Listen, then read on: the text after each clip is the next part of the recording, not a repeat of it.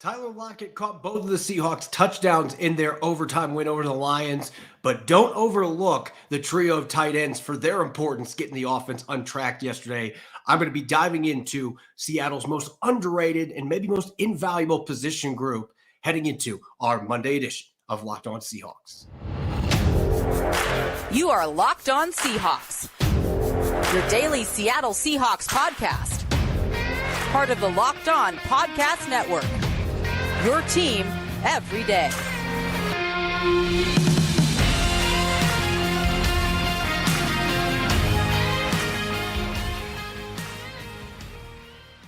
Greetings, 12. This is Corbin Smith, host of the Locked On Seahawks podcast, your daily Seahawks podcast, part of the Locked On Podcast Network, your team every day. A special thanks to all the 12s out there. It's almost midnight here on Monday, but getting the show in before the end of the day. Had a little bit of planes, trains, and automobile action today. Getting back from Detroit, a pretty busy travel day. So I was trying to find time to fit in the show. Greatly appreciate each and every one of you, whether you're listening nearby in Sumner, Washington, or well after midnight overseas in Athens, Greece.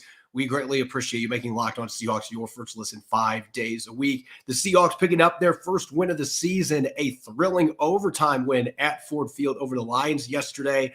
I'm going to be diving into my Monday musings, the things that jumped out to me after my weekly rewatch, offense, defense, and a little bit of special teams as well. We'll be tackling your questions on our Monday mailbag before we get to Tuesday here in the wee hours of Monday evening.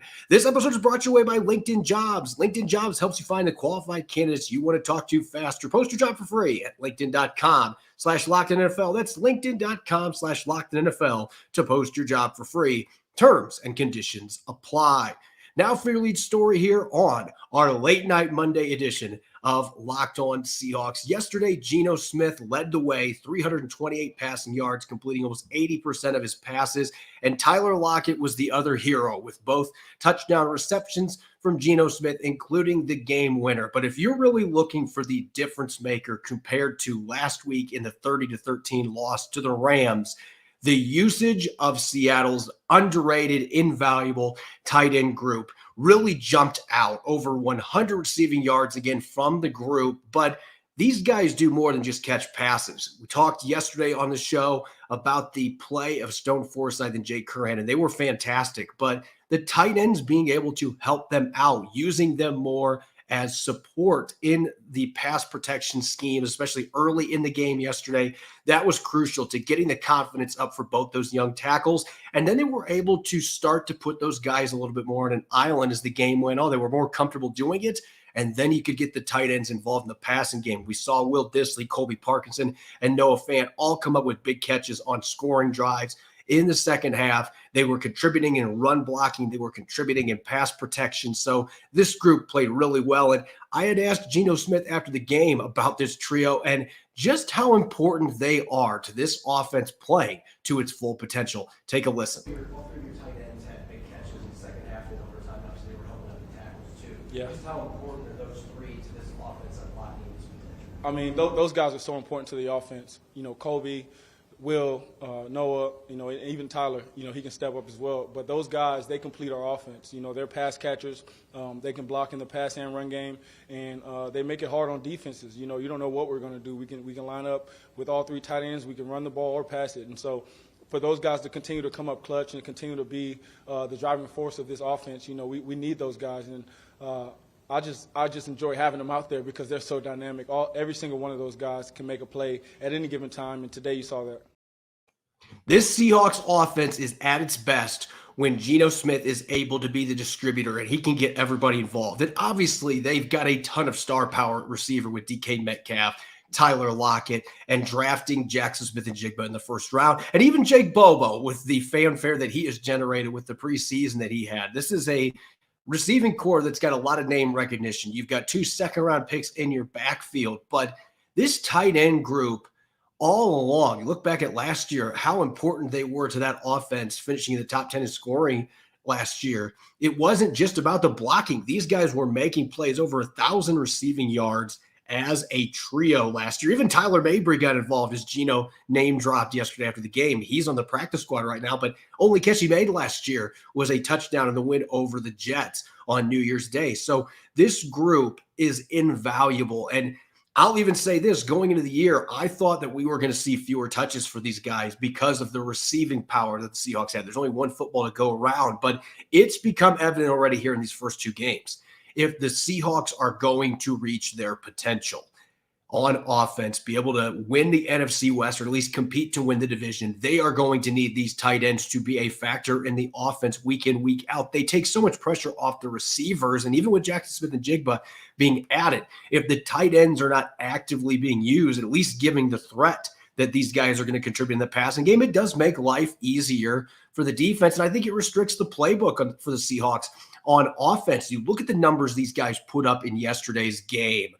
As a group, 9 receptions on 9 targets, 100% catch rate from this group. These guys all have soft hands, 132 receiving yards, 14.7 yards per catch. That certainly jumped up because of Noah Fant's 31-yard reception in the second quarter. That's what Fant brings to the table that maybe these other two players in Parkinson and Disley are not going to. He's got the ability to truly stretch the field as a 4.5 40-yard dash athlete that can really get vertical on defenses. And he's able to show that off yesterday.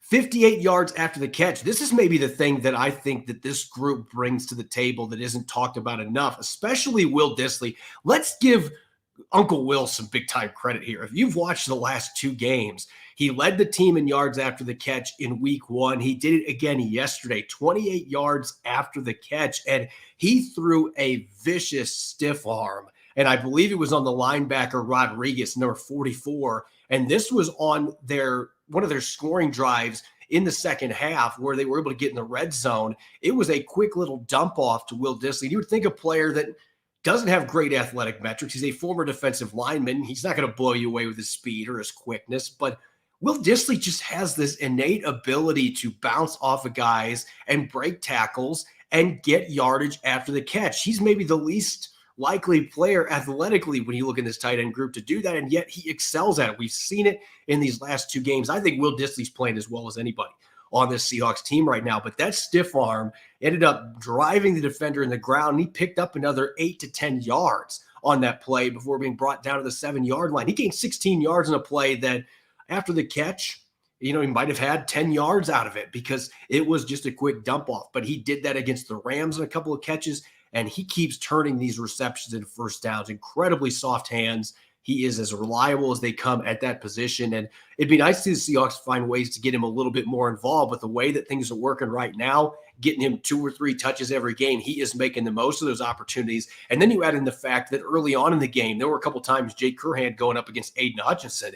Seattle was not taking any chances putting him on an island one-on-one early in the game. They had Will Disley there to get some chip shots in, make sure that somebody else is getting hands on Hutchinson so he can't get after Geno Smith. They did it some as the game progressed, but it felt like they got more comfortable with Curhan doing that. I think part of it is Jake Curhan, probably his confidence went up. Hey, I can handle this. Early on, he had more support, and then the Seahawks were a little bit more willing to take that leash off and really see what Curhan could do, and then Disley could get involved in the passing game. And then on that final drive in overtime, Tyler Lockett gets the touchdown. He dives, extends the ball to pylon. He's your box score hero, as he should be. Tyler Lockett had a fantastic game, continues to be one of the most underrated players in the NFL. But on that drive, they got a first down reception early in the drive from Noah Fant. Colby Parkinson had a 21-yard catch that got Seattle deep into Lions territory before they scored that touchdown. So you get to see all 3 of these guys make big plays in the passing game. They were involved in run blocking. They were involved in pass protection, helping out Jake Curhan and Stone Forsythe, the backup tackles in this game. Again, this group is invaluable for Seattle. And I think you can make an argument now, despite all the weapons they have on the outside, I don't know that there's anything that's more important to this offense fully functioning, whether they get backup tackles or their starters, Abe Lucas and Charles Cross back. I don't know that there's a group that has to be utilized, that has to be maximized more than that tight end group to really bring the potential out of this offense, because all 3 of these guys bring different skill sets. Noah Fant and Colby Parkinson have improved so much as blockers. Will Dissly is the best blocker of the bunch, but he's also an underrated receiver that can create yardage after the catch. So all these guys have different skill sets, and yet they're all effective in a number of different ways. They all are good all-around tight ends, and the Seahawks were able to utilize those players yesterday. I thought Shane Waldron did a masterful job after not using them near enough when those tackle injuries happened in the second half a week ago. So I think that really was the difference maker. They have to be a big part of the game plan every week. Even if they're not getting 100-plus receiving yards as a group, this group of tight ends has to be involved in order for the Seahawks to truly reach their potential as an offensive unit, whether it's run game or the passing game. These guys are an invaluable position group for the Seahawks. Coming up next, I'm going to tackle your questions here on our late night Monday mailbag. I'll answer as many as I can here on our Monday edition of the Locked On Seahawks podcast, which is brought your way by our friends over at LinkedIn. These days, every new potential hire can feel like a high-stakes wager for your small business. You want to make sure you're 100% certain you have access to the best qualified candidates available. That's why you have to check out LinkedIn Jobs. LinkedIn Jobs helps find the right people for your team faster and for free. When I was a site manager over at SI, LinkedIn Jobs was my go-to to post writing positions to land top candidates, and they made the process easy and seamless. All you have to do is create your job post, add your job and the purple hashtag hiring frame to your LinkedIn profile to spread the word you're hiring. They offer simple tools like screening questions that make it easy to focus on candidates with the right skills and experience so you can quickly prioritize who you'd like to interview and hire. It's why small businesses rate LinkedIn Jobs #1 in delivering quality hires versus leading competitors. LinkedIn Jobs helps you find the qualified candidates you want to talk to faster. Post your job for free at linkedin.com/LockedInNFL. That's linkedin.com/LockedInNFL to post your job for free. Terms and conditions apply. This late night Monday edition of Locked On Seahawks is also brought your way by Prize Picks. Prize Picks is the largest independently owned daily fantasy sports platform in North America. It's the easiest and most exciting way to play daily fantasy sports. It's you against the numbers. Instead of battling thousands of other players, including pros and sharks, you pick more than or less than on 2 to 6 player stat projections and watch the winnings roll in. Prize Picks is really simple to play. I can make my picks and submit my entry in less than 60 seconds. I'm hoping the third time will be the charm this week on Prize Picks, selecting DK Metcalf to go above 75 receiving yards. Derrick Henry, I'm going to stick with a hot hand, 80-plus rushing yards for the Tennessee Titans. Prize Picks is an absolute blast each week, and it's an easy way to enjoy daily fantasy without the hassle and land quick winnings. Go to prizepicks.com/LockedInNFL and use the code LockedInNFL for a first deposit match up to $100. That's prizepicks.com/LockedInNFL. Use the code LockedInNFL for a first deposit match up to $100. Prize Picks, daily fantasy made easy. You're listening to the Monday edition of Locked On Seahawks. This is your host, Corbin Smith. A special thanks to all the 12, especially at this late hour for this live show here on Monday night. Thanks for making Locked On Seahawks your first listen 5 days a week. We greatly appreciate it. I will be back with Rob Rang tomorrow for Tell the Truth Tuesday. We'll be dishing out our words of wisdom coming out of Sunday's game against Detroit and heading into week 3 against the Carolina Panthers at Lumen Field. You won't want to miss it. Let's get to your mailbag questions, shall we? We've got several from Twitter, got a couple from YouTube as well. First one coming here from Corb555. It is not me writing to myself. There are other Corbins in the world. And this is off of Twitter. So many runs on first down with no gain, even with an elite running back. How can they fix that? So I think that this is kind of a multifaceted problem that dates back to a year ago. And I think the offensive line, that's the first thing that you have to look at. I think this group has improved leaps and bounds in pass protection. But run blocking, I'm not sure that's necessarily a strength for this group, especially when they're doing the zone blocking game. I feel like the interior offensive line, all three of those guys, Evan Brown at center, Damian Lewis, Phil Haynes at guard, I think all three of those players are at their best when they can get physical and drive guys off the line of scrimmage. So I'd like to see a little bit more gap scheme work with those guys. At the same time, I think 3 of the 4 tackles that Seattle has on the roster are better equipped for zone blocking in the run game. Jake Curhan is the one player of their 4 main tackles that I feel like if he wants to get after the line of scrimmage, get downhill, that's when he's at his best. So right now, I'd like to see them mix in a bit more of those gap schemes and power and maybe some counter, get some things in there where they're getting guys moving, get them going downhill.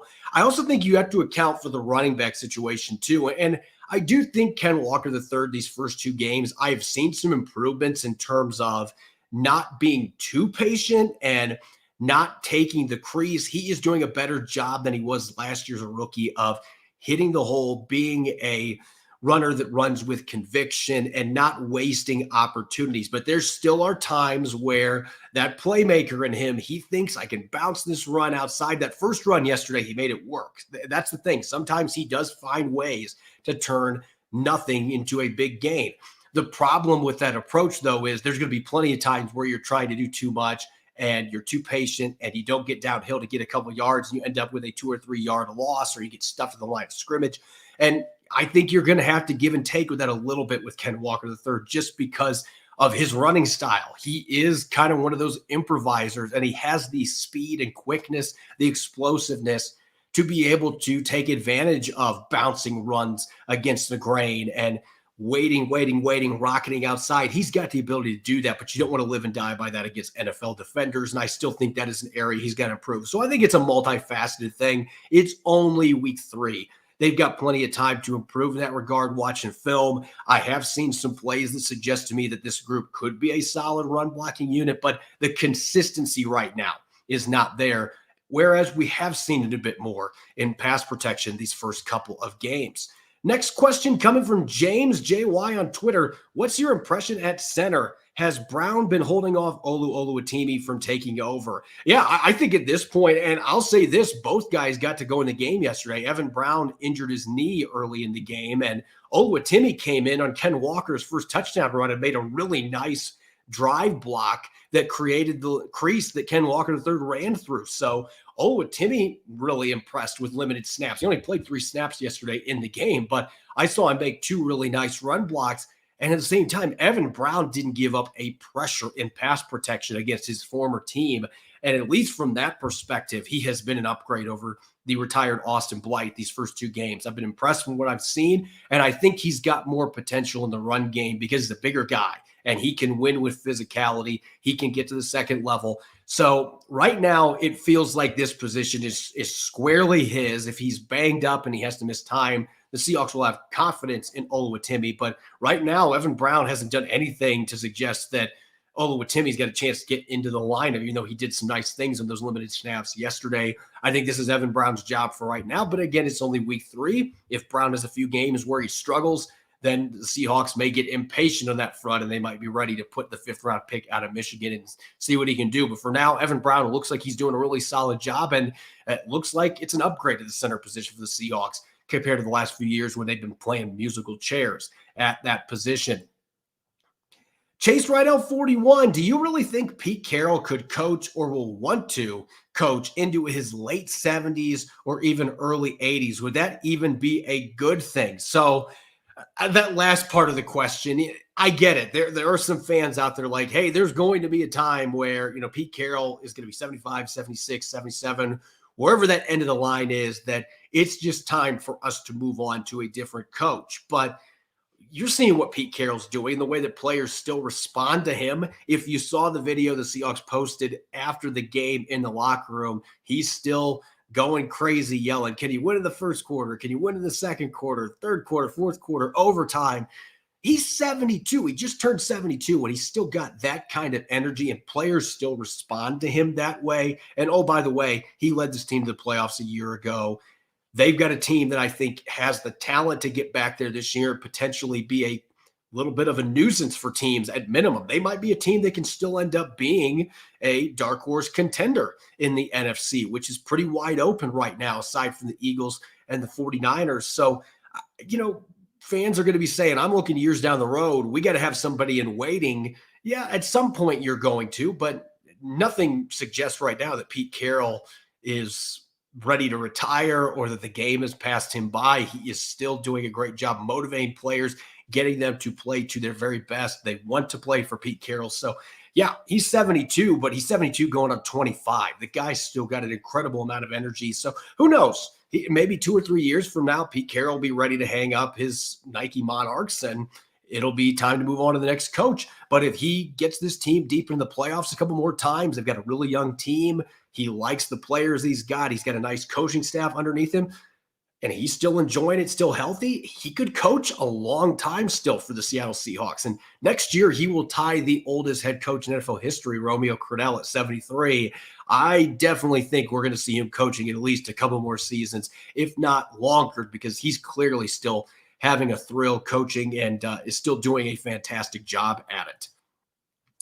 Bam Season on Twitter. Why is Julian Love not worked out for Seattle so far? Is he half a step too late or is it scheme? So I don't like the verbiage, it hasn't worked out. I don't think that he has played very well in these first couple of games. There have been a few plays where he's flashed, and it is worth noting that yesterday Trey Brown said that Julian Love is the one that made the call to change their defense on the play that he intercepted Jared Goff and returned it for a touchdown. So you're seeing the leadership, you're seeing the football IQ, the instincts. But what we haven't seen these first couple of games, it does seem like he's swimming a little bit. And maybe some of this is just scheme related, but he has been a step off. The first touchdown the Lions scored yesterday, the receiver, Josh Reynolds, got down the seam on him, and maybe he was expecting that Quandre Diggs was going to respond to that a little bit quicker. Diggs tried to get over there, and he hit Reynolds after he caught the ball, but wasn't able to knock it loose, and it was a touchdown. The Lions tied up the game. He gave up 7 catches yesterday, and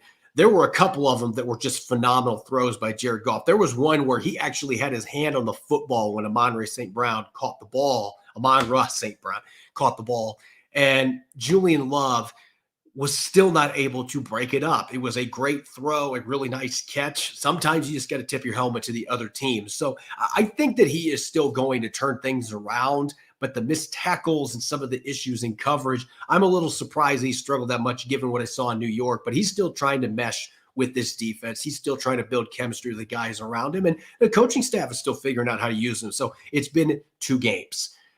Everybody can relax. I think Julian Love still has a chance to be an impact player for the Seahawks defense, even after Jamal Adams returns, whether that's this week or the week after from that torn quad tendon. I still think he's got the chance to be a contributor that is meaningful to this football team and can make some impact plays.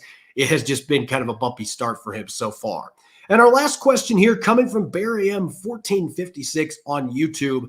Early impressions on Jackson Smith and Jigba. Do you think a breakout could be coming? So I did like some of the things I saw yesterday. We saw a 3rd down conversion where he got 16 yards. There was a play where he jumped up on an up throw that was a bit high from Geno Smith, high pointed it, got his feet down in bounds.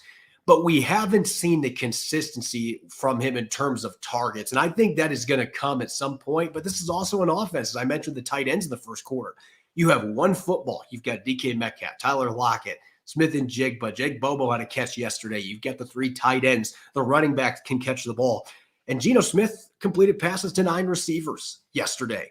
So there are going to be games where your number's called quite a bit, and there's going to be games where other guys are going to get that call. So I don't know that a breakout is necessarily coming, but I could see in the next few weeks that there's a game where he has an advantageous matchup. Maybe the light switch really clicks on. I thought he played fine yesterday, and he was able to contribute to the cause for the Seahawks putting up 30 points on offense. So I think that this is certainly a kid that is showing well out there. I thought he looked a lot better this week than the week before coming back from that wrist surgery. So I've been encouraged. And I think as the tight ends get more involved, DK Metcalf and Tyler Lockett keep making their plays, Jackson Smith and Jigba is going to have ideal opportunities, ideal matchups. Defenses are not going to be able to maximize their attention on all these guys. So they'll be able to get opportunities to get Jackson Smith the football. And I think that this will be an opportunity for Geno Smith, too, as he continues to develop chemistry with the young receiver. He's going to figure out what really clicks with this kid, and there's going to be more chances for him to be able to make plays. But I thought this was a much more encouraging second game for Smith and Jigba in a Seahawks uniform. Coming up next, I'm going to dish out my Monday musings, my in-depth takeaways after rewatching the film, watched it a couple different times, all 22, as well as the broadcast film. I'll be dishing out some thoughts on offense, defense, and maybe a little bit of special teams as well. Coming up next here on our Monday edition of Locked On Seahawks, which is brought your way by our friends over at FanDuel. Get ready for week 3. in the NFL with incredible offers from FanDuel, America's #1 sportsbook. Right now, new customers can bet $5 and get 200 in bonus bets guaranteed. If you've been thinking about joining FanDuel, there's no better time to get into the action. The app is so easy to use. There's a wide range of betting options, including spreads, such as the Seahawks being a 4.5-point underdog this weekend in Detroit, player props, such as Geno Smith's improving MVP odds, over-unders, and more. So visit FanDuel.com/lockedon and kick off the NFL season with an offer you won't want to miss. FanDuel, official partner of the NFL. You're listening to the Monday edition of Locked On Seahawks. It's your host, Corbin Smith. A special thanks to each and every one of the 12s out there on this late night Monday edition for making Locked On Seahawks your first listen 5 days a week. I greatly appreciate it. And coming up tomorrow, I'll be rejoined by my co-host in crime, Rob Rang. We'll dish out our Tell the Truth Tuesday wisdom. We'll be taking our first look at the Carolina Panthers. They played tonight, lost to the New Orleans Saints in their home opener. The Seahawks will be getting ready to face rookie quarterback Bryce Young, the #1 overall pick at Lumen Field. We'll be taking a first look at the Panthers, so make sure that you are listening in. You won't want to miss this episode. All right, let's get to our Monday musings. And usually this is with my co-host, Rob Rang. Today was just crazy with travel. The two of us could not find a time that we were able to do the show together. But Rob will be back tomorrow and Wednesday. Maybe we'll get another episode late in the week with Rob as well, so we can make sure that we get plenty of Rob Rang here on Locked On Seahawks. But let's get to our Monday musings, shall we? And the first thing that I want to talk about, Jake Curhan and Stone Forsythe, I mentioned yesterday, they were in consideration for the offensive game ball for me because the expectations going in were pretty low, especially with the way they played in the second half of the game against the Rams 1 week earlier. We saw them go out and absolutely ball, but I was also encouraged by the fact that the interior offensive line combined to give up one pressure in this game. Damian Lewis, Phil Haynes, Evan Brown, they were fantastic in pass protection. And I saw a tweet today from our good friend Jim Nagy, the director of the Senior Bowl, and I believe that Pete Prisco of CBS was the one that originally tweeted that offensive line play in the NFL right now is horrid, and teams need to get these guys out more in the preseason so they can mesh. And I would tend to agree with that to an extent. I think that the practice schedule, only having 14 padded practices, that also really hinders the ability to develop an offensive line. But it got me thinking, when you're looking at what the Seahawks just did with Forsythe and Curhan playing pretty well, the interior O-line, two of those guys were players that they drafted. This team has suddenly become in a league where there's a bad trend out there where teams are struggling to develop and draft offensive linemen and build cohesive units. The Seahawks actually look like they are one of the few teams that are on the right side of the bubble right now, because you've got Charles Cross and Abe Lucas. They're going to be back from injury. Hopefully in the near future, you'll have those two guys back out there. But you have Forsythe and Curhan, two players that you have developed from day one being a late round pick. The other one is an undrafted player. Phil Haynes, you've stuck with him, even though he had injuries early in his career, and he has looked pretty good in his first chance to be a starter. Damian Lewis has a chance to get a pretty good contract after this year. He has been a 4-year starter for the Seahawks. So it looks like they are trending in the right direction. We saw for years with Tom Cable that this group, this offensive line, often had players that were more athletes than offensive linemen, and they kind of changed the way they're doing things. They are getting proven pro-ready players. This year, Oluwatimi being the one that checks off that box, and I think Anthony Bradford has a chance to be a good NFL guard as well. He's just going to need more seasoning, but they are drafting proven offensive linemen from big Power 5 conferences that have been in the trenches with NFL caliber talent. And it's just a nice switch up. So I don't know if calling them a mecca is the right term, because this has been a team that offensive line has most of the time been an Achilles heel for this offense, but it looks like they are trending in the right direction in terms of player development, while a lot of teams are not in the right direction there with their offensive line. So that's certainly something to me that is encouraging. As far as my second thing on offense, blocking continues to be an underrated asset when we're looking at Seattle's receiving core. And Tyler Lockett, he's 180, 185 pounds soaking wet, but he has always given maximum effort as a blocker. He does the best he can. DK Metcalf, he relishes the opportunity to block dudes, and sometimes he takes it too far. We saw in that Rams game with Akella Witherspoon with that block that probably should have been flagged, and then it ended up leading to a taunting penalty against Sean McVay. He stirred up the Rams sideline, but he gets after as a blocker. I want to talk about Jake Bobo, though, yesterday. There was a run that I believe it was Charbonnet. It was his 9-yard run to the outside, and Charbonnet deserves a lot of credit on that play. The power that he displayed, he was backpedaling and getting yardage, just driving tacklers backward to turn what was a 4 or 5 yard gain into a 9-yard gain.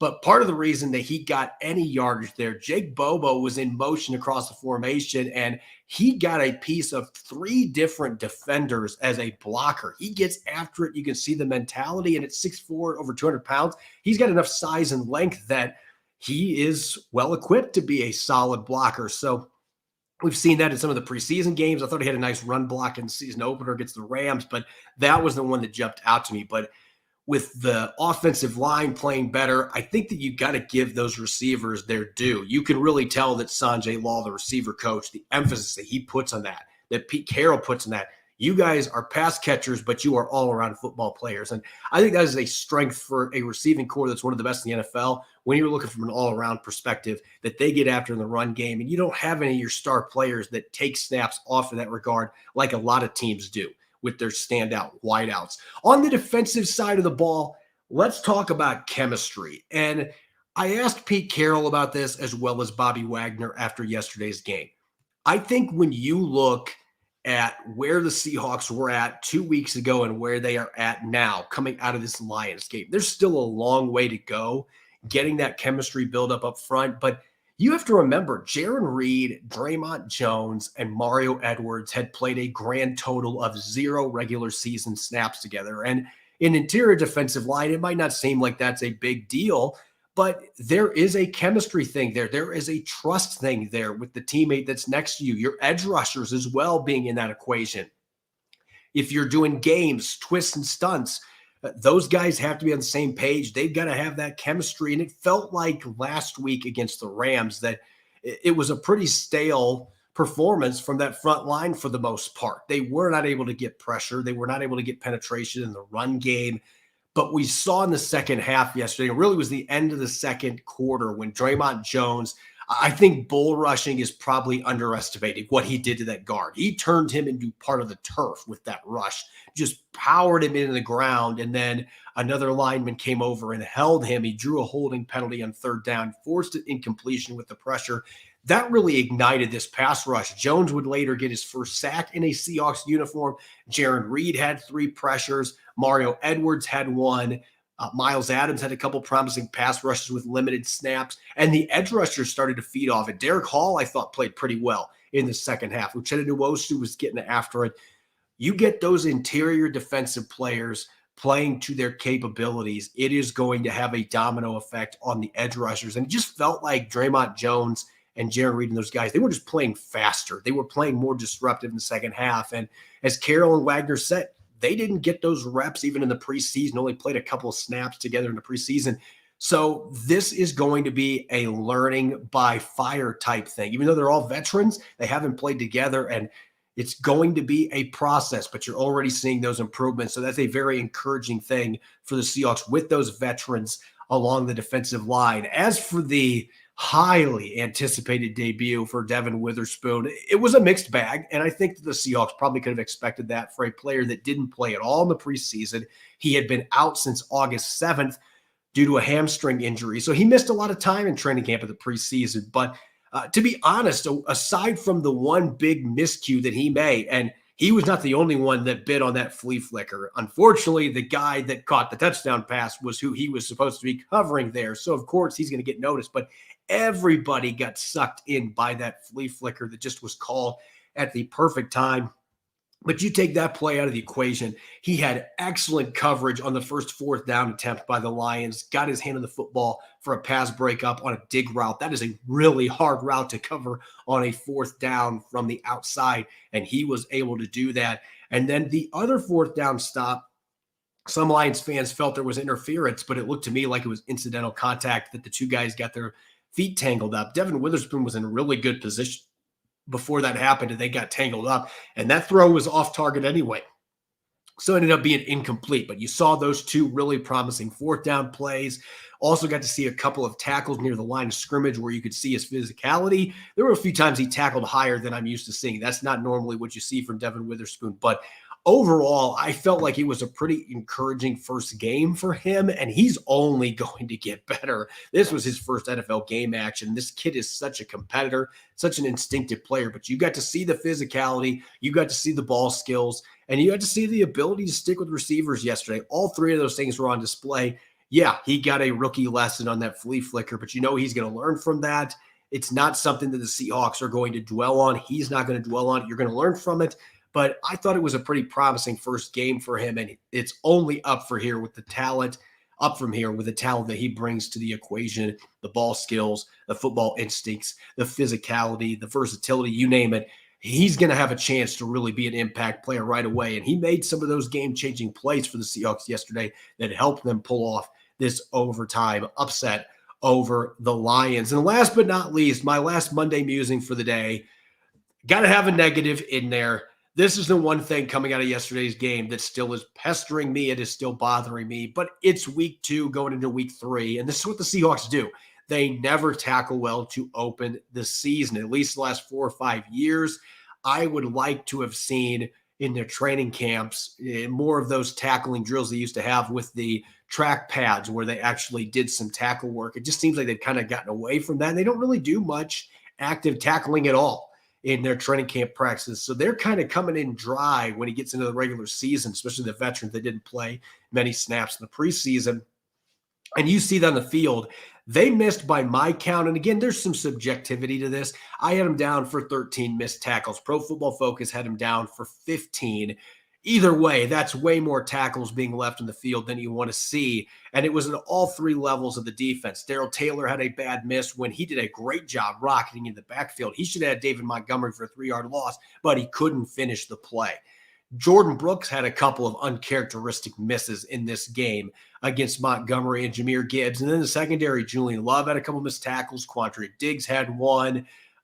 The corners, Devin Witherspoon, as I mentioned, he had a couple he tackled high and ended up missing on. So that is something they had to continue prioritizing and making a top emphasis going into the next couple of games, because some of these teams like Carolina, they are going to come out wanting to run the football. You better be able to tackle, or as we saw against the Panthers a year ago, you can get beat on your own home turf. So that would be my one big negative coming out of this game. You could look at some of the coverage stuff and say, hey, they're still not running their keys correctly, but those are things that are correctable. This is another one, though. You just got to get guys down to the turf. And after the first couple games, you can't make the excuse anymore. Well, it was early in the season. We didn't tackle much in training camp. It's now week 3. You need to start putting your hard hat on. You need to get the ball carriers down to the ground, and you got to do your job. So you know that's got to be eat that Pete Carroll a little bit coming out of this game. There are a lot of positives against the Lions. That's probably the biggest no-no coming out of this game that they're going to have to fix. They need to get the tackling under control. That has been a big problem with the third down conversions too. Teams are getting yards after the catch, or they're running for first downs. And a lot of it has to do with the fact they aren't getting guys on the ground. When they are getting defenders to the ball carrier short of the sticks, they just aren't finishing the plays consistently enough. As always, you can follow me on Twitter at Corbin Smith NFL. Subscribe and follow Locked On Seahawks on YouTube and wherever you listen to your podcast. Coming up tomorrow, Rob Rang and I will be joining back up. It'll be Tell the Truth Tuesday. We'll dish out some final words of wisdom coming out of the game on Sunday and heading into week 3 against the Carolina Panthers. We'll also preview Carolina, looking at what's new on offense and defense and some schematic tidbits as well. Enjoy the rest of your evening, what's left of it here. Thanks for listening, and go Hawks.